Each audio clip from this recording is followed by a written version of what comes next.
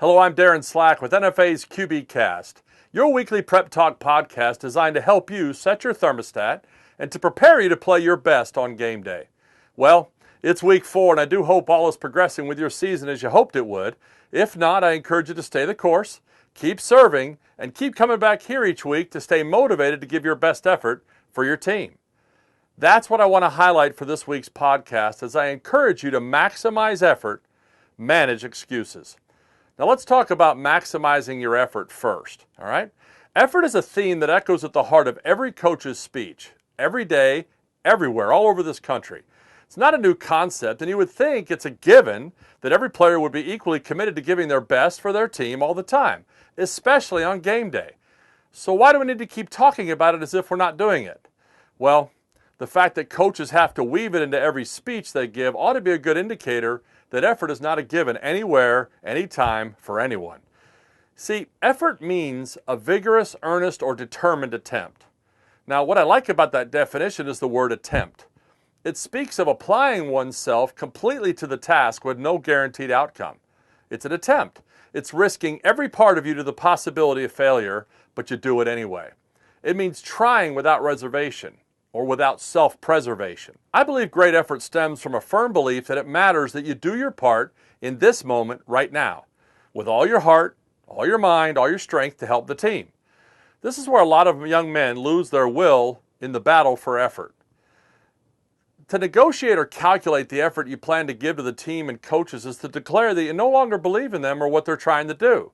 In the Bible, in Proverbs chapter 29 and verse 18, it says, "Where there's no vision, the people cast off all restraint."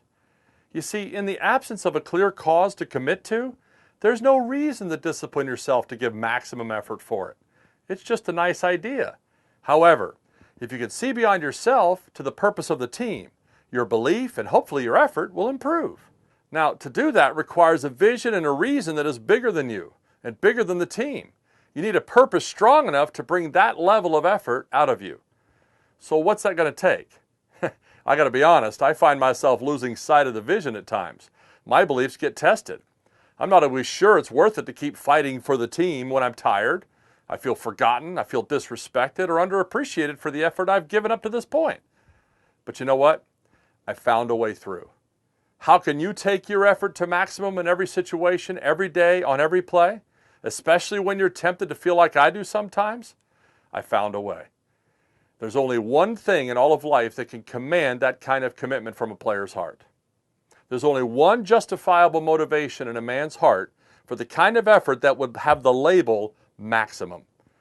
It's the only and most excellent way to release unbridled belief and authenticity of effort. There's only one thing. Now I'm going to give you a second to see if you can think about what that one thing would be. I'll just pause here. What would one thing be that would so captivate the mind and heart that it would give maximum effort in all things, in all ways, every day? Did you get it? It's love. I'm not talking about the touchy-feely infatuation for something or someone that we think is love, but that kind that goes away when you're mad or somebody hurts us. I'm talking about a will-forged, thought-through, risk-assessed decision of our character to make our teammates and coaches what you care about, who you love. Now, I understand there's priorities in love, and I'm not suggesting you love your team more than your family, but I think you can love them like you love your family. Springing from that dynamic, you can see that you have dozens of brothers and coaches who are like uncles and father figures to you. They all become extensions of our current family. Now, we all fight with our parents and brothers and sisters, but we do that because we care and what they do matters to us, because we love them. It's the same with our team, their family, their extended family. Are all the guys worthy on the team of your love? Probably not, but you wouldn't hesitate to sacrifice for your family if it really mattered. Well, then you need to let go of your expectations of your coaches and your teammates, and just like we should with our family, embrace whatever they are, whoever they are, because we choose to love them, stinking cleats, jerseys, and bad attitudes and all. When you decide to elevate your team and love them like your family, instead of using them to achieve your own goals, you start to understand what it means to give maximum effort. Will the coaches always appreciate it? Nope. Will your teammates always notice? Nope. Does your family always notice you love them? No. This is a choice you make, not something they earn. Love that you give should never have to be earned. That's not what love is. True love is only ever given, and it carries in the package the greatest efforts a man will give for the chosen object of that love. In this case, your team and coaches. You want to maximize your effort? Then stop negotiating with your preferences for how coaches should treat you. Cease from expecting players to show you respect and earn it through keeping your promise to them, no matter what. Let go of your need to be first and choose to love those guys every day on every play. There is no better way to show that love is real than with maximum effort. Here's the best part. Nothing anyone will do can reduce the effort you give. You chose to love, you choose to give less effort. It's all on you when you choose to love. No one could touch that. And love, when it's authentic, will provide the necessary energy to give maximum effort on every play, every day, in every way. I guarantee it. Now let's talk about managing excuses. Excuses are the evidence of poor and loveless effort. Where there are excuses, love is conspicuously absent.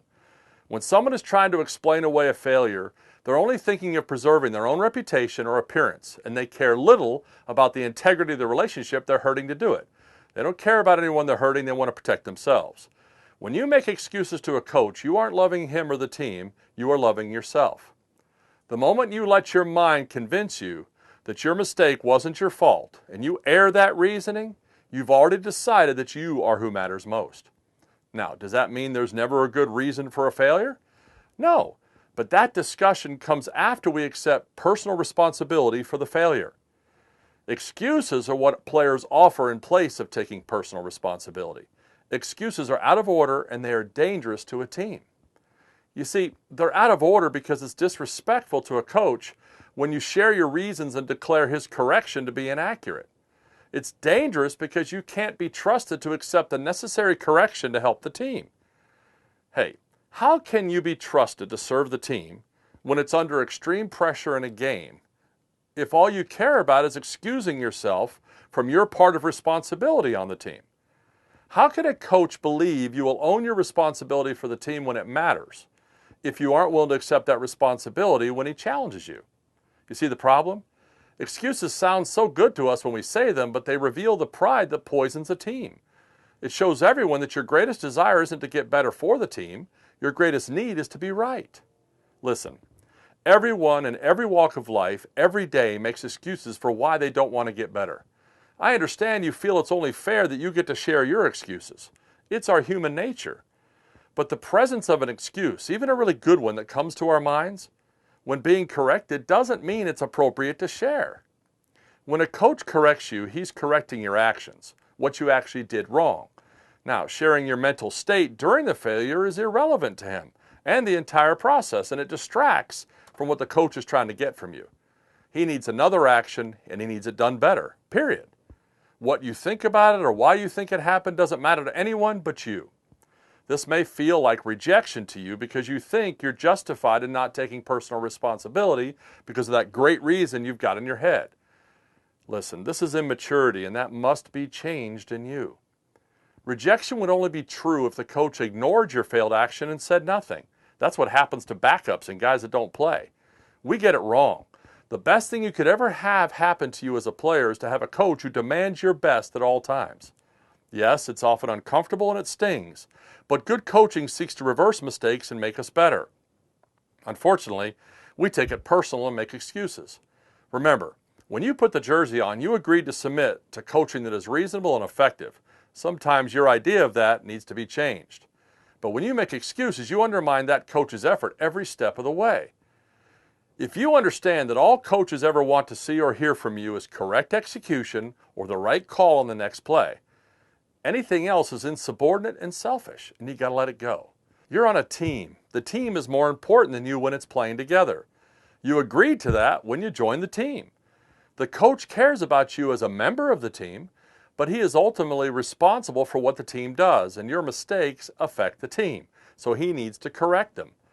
Excuses tell the coach that your way of thinking is more important than his, and that you are more important than the team. This can never be, especially on game day. Will you ever get to share the reason you made a mistake? Yes, when the coach asks you what you were thinking. But even then, it should be shared humbly with no effort to defend your failed action. You can't make excuses. So how do we manage this incredible temptation to make excuses for ourselves? Honestly, when you think about managing excuses, it just can't be reducing how many we say. It must mean we dismiss them completely from every area of our lives. When we love our team and coaches, we deny ourselves the right to speak our excuses. We don't defend our actions, we just improve them. We crush our self-preserving attitudes under the weight of our conviction that this team and this coach, regardless of how harsh he's being right now, matter more than me, even when it doesn't feel like it. Managing excuses simply means when we're corrected, we don't explain. We don't seek to be understood, or we don't offer our opinions. We respond respectfully and double our efforts to improve on the next series or the next repetition. We shut up and we put up. We serve, we don't speak.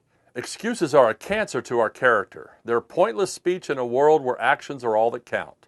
We must be vigilant to banish them from our minds when they come, and that is the only way to manage excuses. We must stay focused on maximizing our efforts with love, not maximizing our efforts to be right. Yes, sir. No, sir. No excuse, sir. I'll do better next time. And you do it. I'm going to tell you, you do that, and you're going to earn something way more important than being right. Something that every man desperately wants more than anything else in his life. You're going to earn respect. I do hope this has been helpful. We at NFA are very excited to continue to serve you this way. NFA Nation, we hope you bring home the victory this weekend. We'll see you next week.